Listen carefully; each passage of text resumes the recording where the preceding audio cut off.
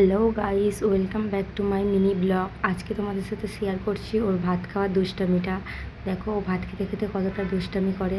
ওর মতো কার কার বাচ্চা এরকম ভাত খেতে গেলে দুষ্টামি করে, ভাত খেতেই চায় না, আমাকে কমেন্টে জানাবে। এটা দেখো ও দৌড়ি ছুটোছুটি করছে, কিন্তু ও কোনো মতে ভাতটা খেতেই চাইছে না। ওকে এত চেষ্টা করছি ভাত খাওয়া, যতবার দিদি যাচ্ছে ততবার এদিক থেকে এদিক চলে যাচ্ছে, আবার বাইরে যাচ্ছে, আবার ঘরে ঢুকছে, এরকম করছে। কিন্তু ও কোনো মতে ভাত খেতে একদম, ওকে খেলতে দাও, ঘুরতে দাও, সবই ওর ঠিক আছে, কিন্তু ওকে ভাতটা দিতে গেলেই মানে ওর যত পেরেশানি চলে আসে। দেখো এখানে দৌড়ে যাচ্ছে, আবার ওকে এখানে ওর দিদি বলছে ভাত খাওয়ার জন্য, ওই জন্য আবার ওকে গিয়ে মারছে।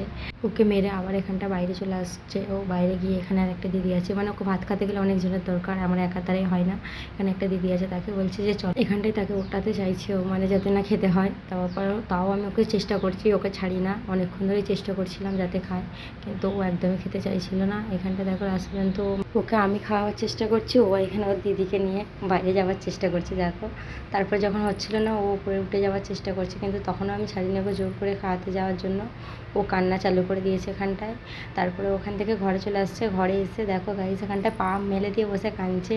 ও এরকম করে আরও ভাত খাক। তোমরা আরও এরকম মিনি ব্লগের জন্য চ্যানেলটা সাবস্ক্রাইব করো। আল্লাহ হাফেজ।